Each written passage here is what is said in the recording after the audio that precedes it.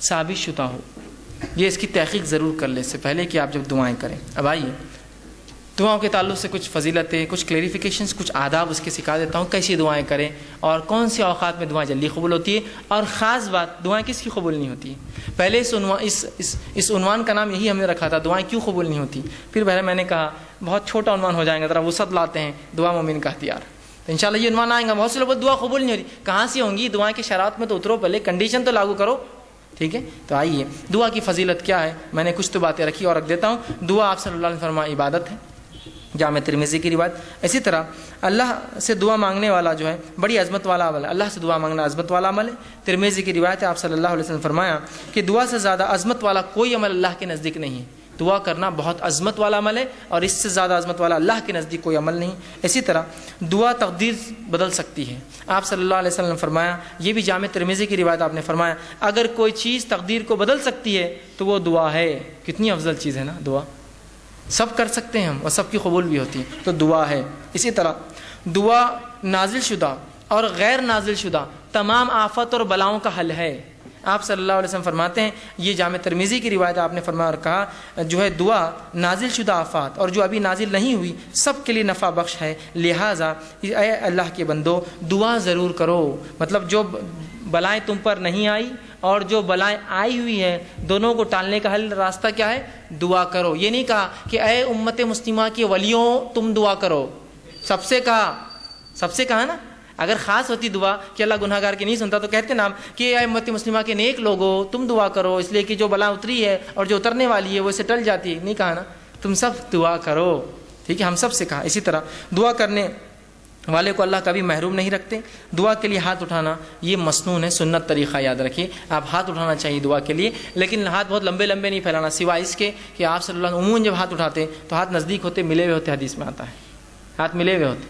ٹھیک ہے، اور جب آپ بہت شدت ہوتی تو ہاتھ کو دور نہیں کرتے. ہمارے پاس شدت کی دعا تو ہاتھ کھولتے جاتا ہو نہیں. جب آپ شدت سے دعا کرتے تو ہاتھ اوپر کی طرف جاتے.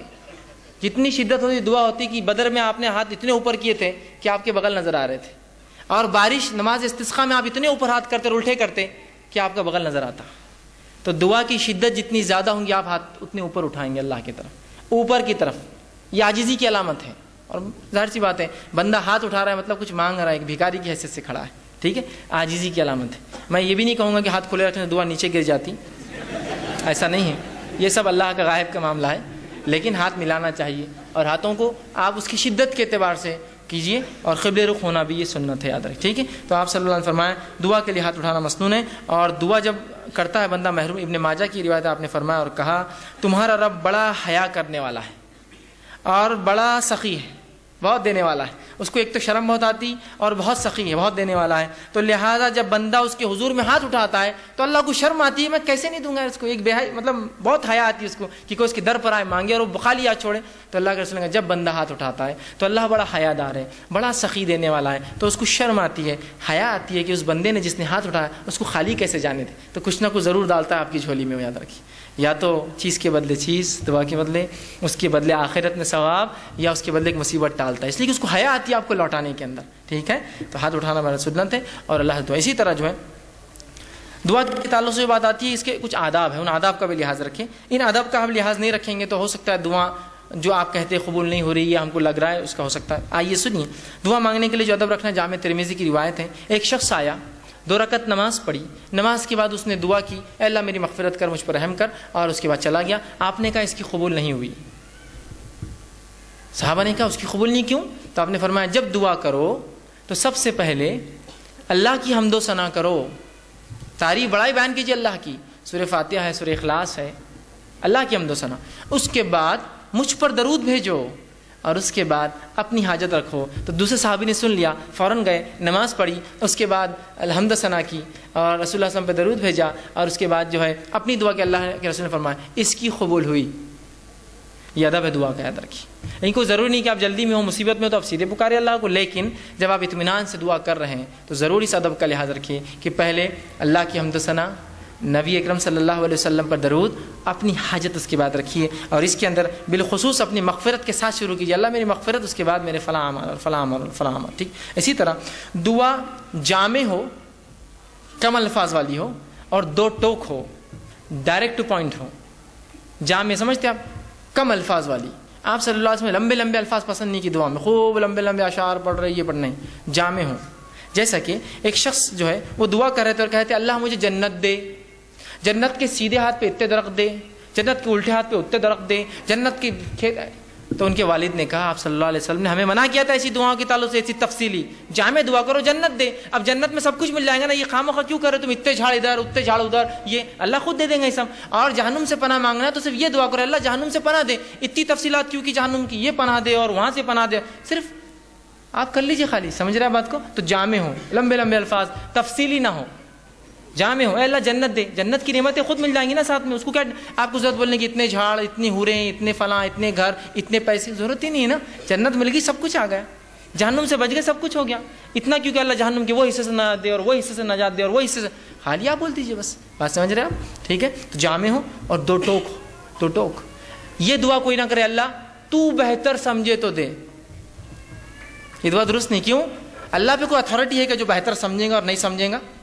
उसके पास तो पूरी मिल्कियत है, वो तो दे ही सकता है। आप मांगिए क्या मांगना है आपको, बोलिए अपने अल्लाह ये चीज़ मुझे खैर है तो दे दे, ख़त्म। तू चाहे तो खैर दे दे, ये कोई ऑप्शन नहीं। अल्लाह के ऊपर क्या कोई बॉस है उसका जो उसको वो करेगा कि तू चाहे तो मतलब वो किसी से पूछे? डायरेक्ट अपने दो टोक अल्फाज में कीजिए अल्लाह ये चीज़ खैर हो तो दे दे, बस ख़त्म।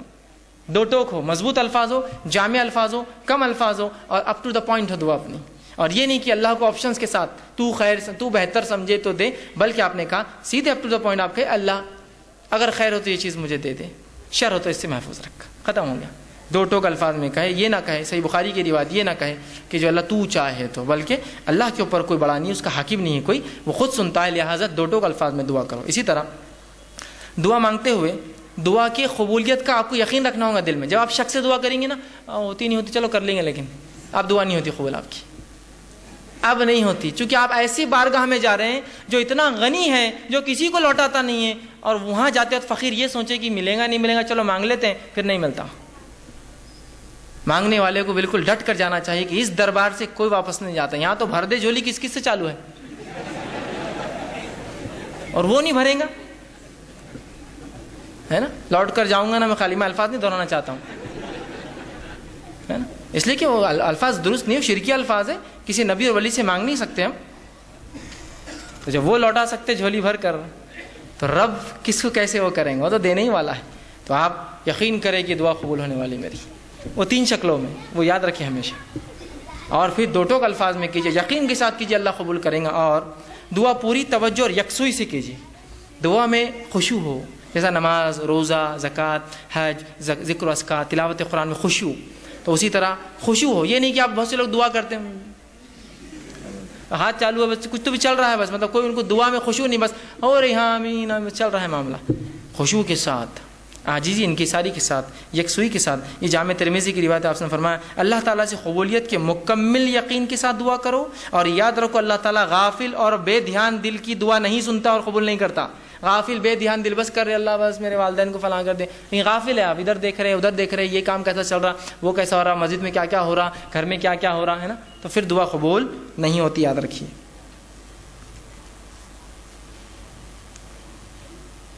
इसी तरह दुआ के अदब में ये अदब भी है, दुआ मांगने से क़ब्ल अपने गुनाहों का इतराफ़ कीजिए अल्लाह के सामने।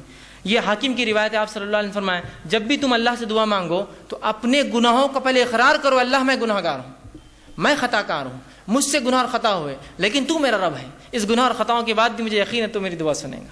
तो अपनी गुनाहों का इतराफ़ कीजिए और फिर अपनी हाजत मसाइल उसके सामने रखें, ठीक है। तो गुनाहों का इतराफ़ ये ज़रूरी है, ठीक। इसी तरह ख़ास दुआओं के लिए आप 3-3 बार भी दोहरा सकते हैं, ख़ास दुआओं के लिए, स्पेशल जो आपकी दुआएं हों कुछ, तो आप 3 बार दोहराइए, उसकी सुन्नत है, ये उसका अदब भी है। आप सल्लल्लाहु अलैहि वसल्लम के साथ इब्न माजा की रिवायत है, आपने जन्नत तलब की और जहन्नुम से पनाह मांगा 3 बार कहा, अल्लाहुम्मा सल्लि अल जन्नह व नऊज़ु बिका मिनन नार, 3 बार कहा, कि तो बहुत अहम दुआ है ना, जन्नत पाने की, जहन्नुम से बचने की। तो इससे पता चला आप ऐसी दुआओं को जो बड़ी अहमियत की है 3 बार दोहराना, अल्लाह मेरी मग़फ़िरत कर, अल्लाह मेरी मग़फ़िरत कर, ये इंपॉर्टेंस के लिए और ये सुन्नत है। आप जब भी कोई अहम दुआ करते 3 मरतबा अल्फाज के, जैसे उस्मान इब्न अफ़्फ़ान को दुआ दी थी 3 बार की दी थी एक साथ, इंपॉर्टेंट था ना, इसलिए कि जंग तबुक में माल ला के दिया था जब कोई दे नहीं रहा था, ठीक है, तो 3 बार। इसी तरह ये इब्न माजा की रिवायत, इसी तरह जो है جامع ترمذی کی روایت آپ نے فرمایا اور کہا کسی دوسرے کے لیے دعا مانگنے والے کو پہلے اپنے لیے دعا کرنی چاہیے پھر دوسرے کے لیے مانگنا چاہیے. اگر کوئی آپ سے کہا بھائی میرے لیے دعا کیجیے تو آپ صلی اللہ علیہ وسلم فرمایا پہلے اپنے لیے مانگ اور پھر اس کے لیے وہ چیز مانگ, اس لیے کہ پہلا محتاج تو وہی ہے جو مانگ رہا ہے اور پھر وہ ہے جس نے مانگنے کا کہا. تو جب بھی کوئی آپ سے دعا کہے تو ضرور اپنے لیے مانگیے پہلے اور پھر اس سامنے والے کے لیے بھی دعا کیجیے. اسی طرح جو یہ ابو داؤد کی روایت آپ صلی اللہ علیہ وسلم فرمایا کہ دعا جو ہے جامع ٹھوس الفاظ لیکن زیادہ معنی والوں سے دعا مانگنی چاہیے, مطلب تھوڑے ہو, ٹھوس ہو, مضبوط ہو اور زیادہ اس کا معنی اس کے ساتھ کرنا چاہیے. اسی طرح ہاتھ اٹھائے بغیر بھی دعا کرنا جائز ہے لیکن ہاتھ اٹھانا سنت اور ادب ہے. ہاتھ اٹھائے بغیر بھی کر سکتے ہیں, جیسے کہ آپ صلی اللہ علیہ وسلم نے نماز کے اندر تشہد کے اندر دعائیں کی, اس میں ہاتھ تھوڑی اٹھا سکتا آدمی. نماز کے تشہد میں, نماز کے مختلف ارکان میں تو بغیر ہاتھ اٹھائے کے تو بغیر ہاتھ اٹھائے کے بھی کر سکتے ہیں, ہاتھ اٹھا کے بھی کر سکتے ہیں. اسی طرح جو ہے دعا سننے والے کے لیے آخر میں آمین کہنا چاہیے. جو دعا سنے, جب کوئی دعا کرے آپ سن رہے تو آمین کہنا چاہیے, اس لیے کہ آمین کہنا یہ جو ہے اے اللہ قبول کر کے معنی میں ہے. صحیح مسلم کی روایت ہے, آپ نے فرمایا جب بندہ اللہ سے دعا کرتا ہے تو فرشتے آمین کہتے ہیں, اس کے لیے وہ دعا کر کے آمین کہتے ہیں. تو پتہ چلا فرشتے دعا پر آمین کہتے ہیں, مطلب ہم لوگ بھی جب دعا کوئی کرے تو آمین کہنا چاہیے اس کے اوپر, لیکن دعا گناہ کی نہ ہو اور خطے تعلق کی نہ ہو. یہ دو دعاؤں پہ نہیں کہنا چاہیے, چونکہ یہ دونوں دعائیں مانگنا غلط بھی, اللہ قبول بھی نہیں کرتا کہ گناہ کی کوئی دعا یا خطے تعلق. جیسا کوئی دعا کرا اللہ لڑکی کو لیکن بھاگنا آسان کر دے, بہت سے لوگ کرتے ہیں نا ایسی دعائیں, ہوتے ہیں نا ایسی دعائیں. تو بہرحال نوجوان اس لیے بول رہا ہوں تو یہ دعائیں نہیں قبول ہوتی, کہ تو گناہ کی ہے نا. آپ ایسی دعا اللہ سے کرتے ہیں اللہ میرے کو شراب کی نعمت عطا فرما, ہے نا, میرے لیے جوا چرس گانجا یہ سب آسان کر, میرے کلب کو جو سٹے کا ہے اس کو خوب چلا, ہے نا, لوگوں کو خوب بیمار کر تاکہ میرے دواخانے میں آئے. گناہ کی ہے نا بھائی, بیمار لوگ ہوتے رہیں گے, دواخانے آتے رہیں گے, الگ چیز ہے. آپ دعا نہیں کر سکتے, اس کی گناہ ہے نا, ایک غلط چیز کی دعا کر رہے ہیں آپ, سمجھے. جیسا پنکچر کی کسی نے دکاندار تو آپ کیا دعا کریں اللہ خوب پنکچر ہو, گاڑیاں شہر میں میرے پاس آئے. پنکچر تو فطری چیزیں ہوں گی, آپ دعا نہیں, آپ یہ کریں گے اللہ میرے رزق میں برکت دے. اب وہ کیسی ہوں گی وہ ایک الگ چیز ہے. آپ بات سمجھ رہے, یہ دعا ہونی چاہیے, تو گناہ کی دعا نہیں ہونی چاہیے. اسی طرح معمولی سے معمولی چیز بھی اللہ سے مانگنا چاہیے. معمولی بہت معمولی چیز ہے, اللہ سے مانگیے. ہم لوگ سمجھتے نہیں بڑے مسئلوں میں اللہ کو لانا چاہیے, معمولی مسئلے میں نہ کو کہ اللہ کو جو خواہ لانے کا نہیں. ہر مسئلے میں اپنے رب سے تعلق جوڑیے اپنا. اور معمولی دعا بھی آپ صلی اللہ علیہ وسلم سنیے کیا فرمایا, جامع ترمذی کی روایت ہے, انس بن مالک رضی اللہ عنہ فرماتے ہیں آپ نے فرمایا اور کہا تم میں سے ہر ایک اپنی ضرورت اللہ سے مانگے, حتیٰ کہ جوتے کا تسمہ لیس بھی ٹوٹ جائے تو اللہ سے مانگے اللہ نہیں لیس چاہیے. اور اگر نمک کی کمی ہو تو اللہ سے مانگے اللہ نمک چاہیے مجھے. اس کے بعد کوشش, میں نے پہلے بیان کر دیا, کوشش کے ساتھ یہ سب چیزیں جڑی ہوئی ہیں کہ تسمہ لینے جائے, کوشش کرے, مال کما کے خریدے, نمک کے لیے باہر نکلے مانگے یا پھر خریدنے جائے, کوشش کے ساتھ, لیکن دعا پہلے.